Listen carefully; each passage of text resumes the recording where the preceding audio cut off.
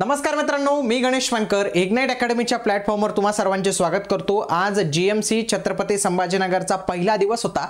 तर आजच्या या व्हिडिओच्या माध्यमातून आज आपण याच्या सर्व शिफ्ट मध्ये एग्जाम एनालिसिस पाहणार आहोत। त्यात कोणते प्रश्न विचारले होते, कशा पद्धतीने पॅटर्न आहे आणि आगामी येणाऱ्या शिफ्ट मध्ये तुम्ही कशा पद्धतीने तयारी करावी आणि तुमच्यासाठी एक महत्त्वपूर्ण सूचना पण असणार आहे, म्हणून तुम्ही हा व्हिडिओ शेवटपर्यंत पूर्ण बघितलाच पाहिजे। सध्या जीएमसीच्या खूप साऱ्या जाहिराती चालू आहेत। ही छत्रपती संभाजीनगरची संपली, त्याच्यानंतर मुंबई आहे, पुणे आहे, सांगली मिरज आहे, यांच्या जाहिराती सध्या आलेल्या आहेत। आणखी काही जाहिराती असतील तर त्या येऊ शकतात आणि 10वी पास वाल्यांसाठी खूप चांगली संधी आहे। आणि तुम्ही जर तयारी करत असाल तर तुम्ही आपली जीएमसी भरतीची रेकॉर्डेड बॅच जी आहे नक्की जॉइन करू शकतात, किंवा तुमचा कोणी मित्र जर तयारी करत असेल त्याला तुम्ही आपली बॅच नक्की रेकमेंड करू शकतात।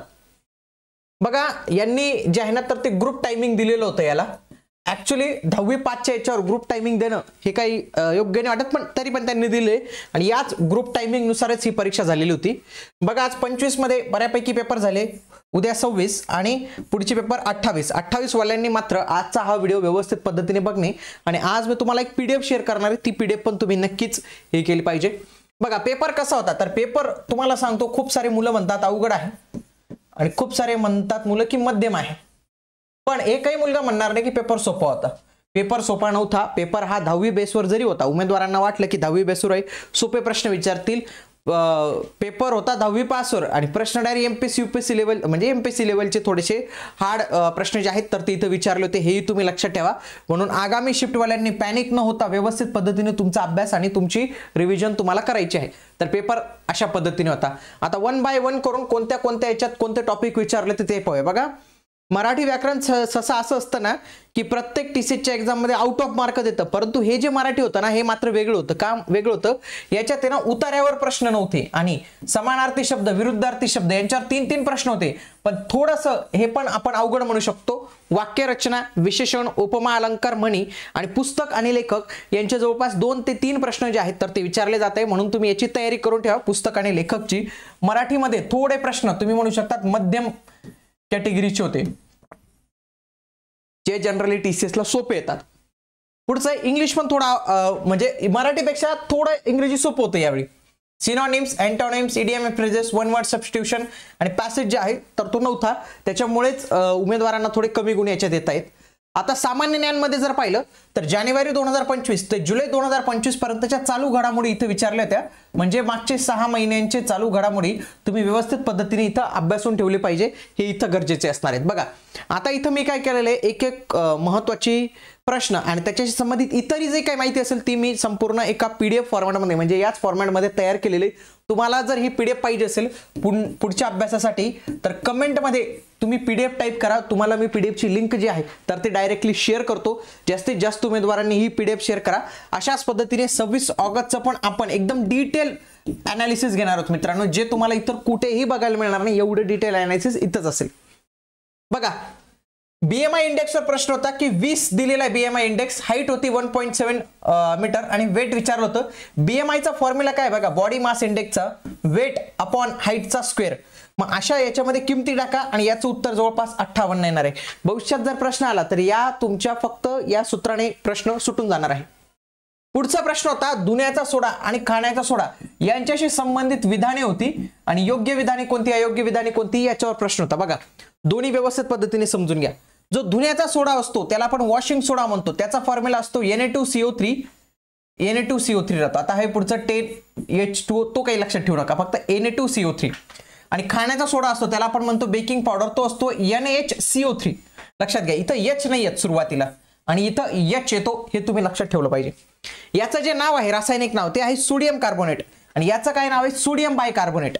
हा कपडे भांडी धुण्यासाठी, दाग काढण्यासाठी वापरला जातो, डिटर्जंटसाठी वापरला जातो, पाण्यातील कठीणपणा कमी करण्यासाठी वापरला जातो।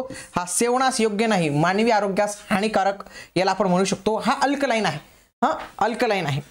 पुढचा हा जो खाण्याचा सोडा आहे हा बेकरी पदार्थांमध्ये जसं केक, भाकरी, बिस्किट फुगवण्यासाठी वापरला जातो। अँटॅसिड्स म्हणून उपयोग होतो, कारण की हे आम्लपित्त कमी करतं, ऍसिडिटी कमी करतं, स्वच्छता दुर्गंधी कमी करण्यासाठी हा माइल्ड अल्कलाइन असतो आणि सेवनास थोड्याफार प्रमाणात आपण यूज करू शकतो, काही एवढा त्रास नाही होत त्याचा।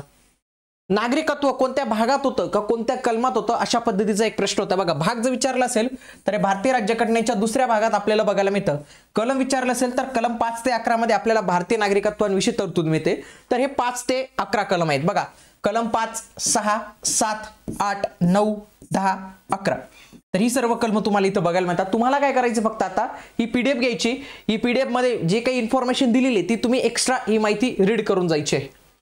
पुढचा प्रश्न होता खालीलपैकी कोणती नदी महाराष्ट्रातून वाहत नाही. तर याच्यासाठी आपल्याला हे माहिती पाहिजे की महाराष्ट्रातून कोणत्या नद्या वाहतात, म्हणजे तो प्रश्न येणार नाही. बघा, ज्या नद्या पश्चिमेकडे म्हणजे या पश्चिम बाजू ही साईडला आहे ना, तर या पश्चिमेकडे वाहणाऱ्या अरबी समुद्रात मिळणाऱ्या, तर लक्षात घ्या हे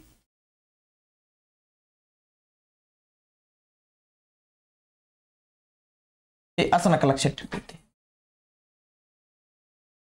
बघा एक लक्षात घ्या, बघा भीमा हे पश्चिम पूर्व असं नका लक्षात ठेवू. फक्त तुम्ही आता हे लक्षात घ्या की कोणत्या कोणत्या महत्त्वाच्या नद्या आहेत. बघा गोदावरी, भीमा, कृष्णा या ज्या नद्या आहेत ना, गोदावरी, भीमा, कृष्णा या आपल्याला कुठे बघायला मिळतात माहितीये का? पूर्वेकडे वाहतात. या पूर्वेकडे वाहतात आणि हे बंगालच्या उपसागरात मिळतात,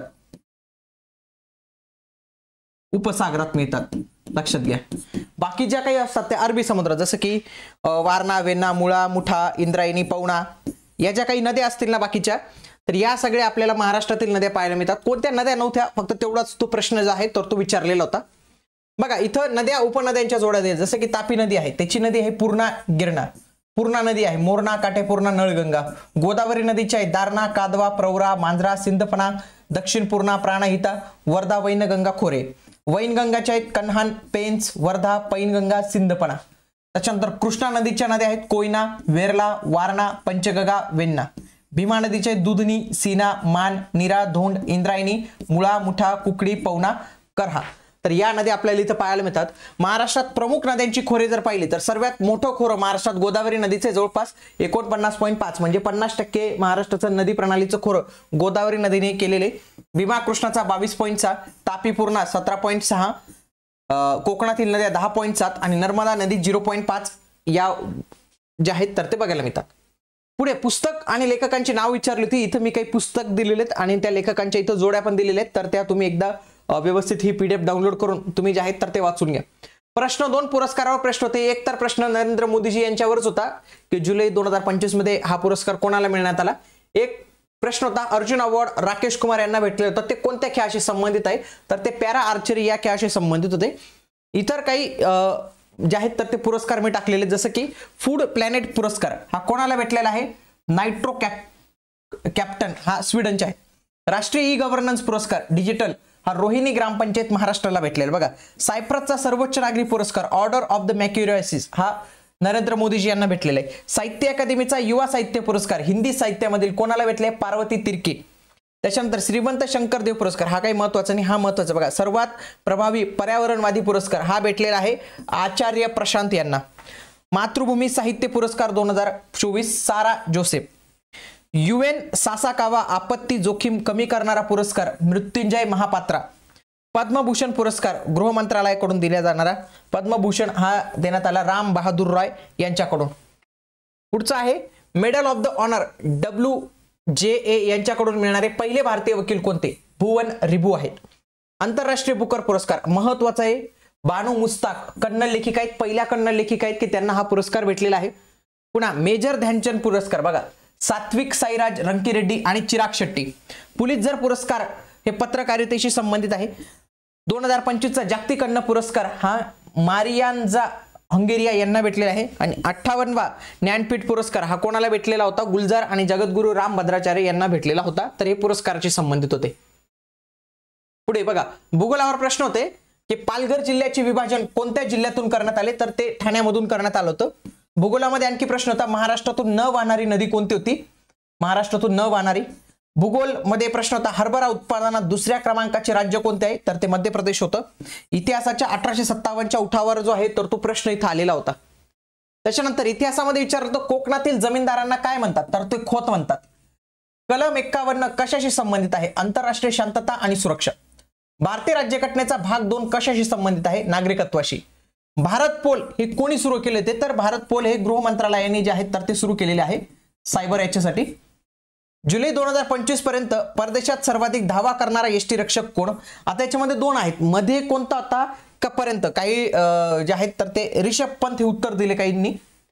विज्ञानामध्ये पेशी भित्तिकेचे कार्य काय? म्हणजे पेशीला आधार देणे, संरक्षण देणे. तर हे प्रश्न इथं जे आहेत तर ते विचारले गेले होते बघा. भारत पोर्टल हे 7 जानेवारी 2025 अमित शहा यांनी केलं होतं आणि केंद्रीय तपास संस्था CBI ने जे आहेत तर ते विकसित केलेले भारत पोल. पुढचा एक प्रश्न होता फिजिकल हेल्थ इंडेक्सवर FHI.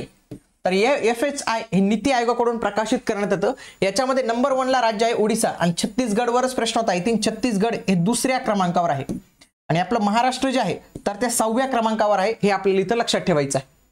खालीलपैकी कोणती नदी गोदावरी जलप्रणालीचा भाग आहे? अशा पण पद्धतीचा प्रश्न आला होता बघा. गोदावरी नदीची एकूण लांबी ही 1465 किलोमीटर असून त्यापैकी महाराष्ट्रात याची लांबी 668 किलोमीटर आहे आणि महाराष्ट्रातील 49.5% जलक्षेत्र हे याच नदीने व्यापलेले आहे. या नदीचा उगम त्र्यंबकेश्वर मधील ब्रह्मगिरी पर्वतात जे आहेत तर ते आपल्याला पाहायला मिळतं. गोदावरी नदीचे एकूण क्षेत्रफळ 3,13,389 चौरस किलोमीटर आहे. त्यापैकी महाराष्ट्रात आपल्याला 1,52,589 चौरस किलोमीटर आपल्याला पाहायला मिळतं. ओके, तर या काही गोष्टी आहेत.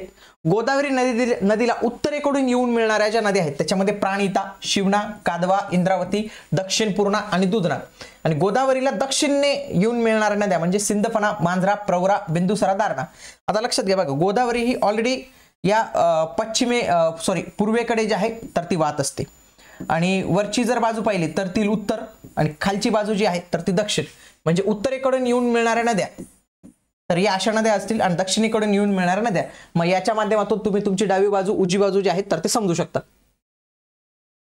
महाराष्ट्रातील पश्चिम किनाऱ्याला असणारी पर्वतरांग ती म्हणजे आपली सह्याद्री पर्वतरांग, तीच पश्चिम किनाऱ्याला आहे. अर्थसंकल्प 2025-26 यांच्यावर प्रश्न विचारला होता आणि मेन म्हणजे आता हे लक्षात ठेवा की 12 लाख पर्यंत कोणत्याही पद्धतीचा इन्कम टॅक्स लागत नाही, ही आकडेवारी लक्षात ठेवा. गणित बुद्धिमत्तेवरचे पण प्रश्न थोडेसे अवघडच होते, जसं की फ्लोर बेस विचारलं होतं, फ्लोर बेस पझल होतं आणि 6 मजली होतं. ते 6 मजली फ्लोर आपल्याला तिथं पाहायला मिळतो. नफा तोटा, गुणोत्तर, रेल्वेवर प्रश्न होते, सिम्प्लिफिकेशन, शृंखला, पझल, बिल्डिंग टाईप होती, blood relation, ABCD, reasoning type. तर अशा पद्धतीने होते. म्हणजे ओव्हरऑल जर GMCचा पेपर आपण विचार करत होतो की सोपा येईल, तो काही सोपा आलेला नाही, तो लईच अवघड जे आहेत तर ते आलेलं होतं. इतरही काही जाहिराती आलेत मित्रांनो, जसे की नागपूर मनपाची खूप चांगली जाहिरात आली टॅक्स कलेक्टर म्हणून. पदवीधर उमेदवारांना संधी त्यांनी अप्लाय करावं त्याच्यासाठी माहिती देणारा हा व्हिडिओ आहे. त्याच पद्धतीने GMC सांगली मिरज 260+ जागांसाठी भरती आली. मीरा भायंदरची 358 जागांची भरती आलेली आहे. आणि या GMC साठी जर तुम्ही तयारी करत असाल आणि कोण तुमचा मित्र असेल, नातेवाईक असेल, तर आपण GMC साठी एक स्पेशल सिरीज सुरू केलेली प्रिपरेशनसाठी. तर तुम्ही आपल्या YouTube चॅनलवर लाईव्ह स्वरूपात मोफत तुमच्यासाठी व्हिडिओ अवेलेबल आहे, ते तुम्ही अवश्य बघू शकतात.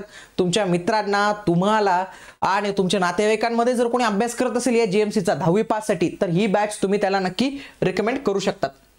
चला तर भेटूया आता आपण पुढील व्हिडिओमध्ये. तोपर्यंत जय हिंद, जय महाराष्ट्र, धन्यवाद.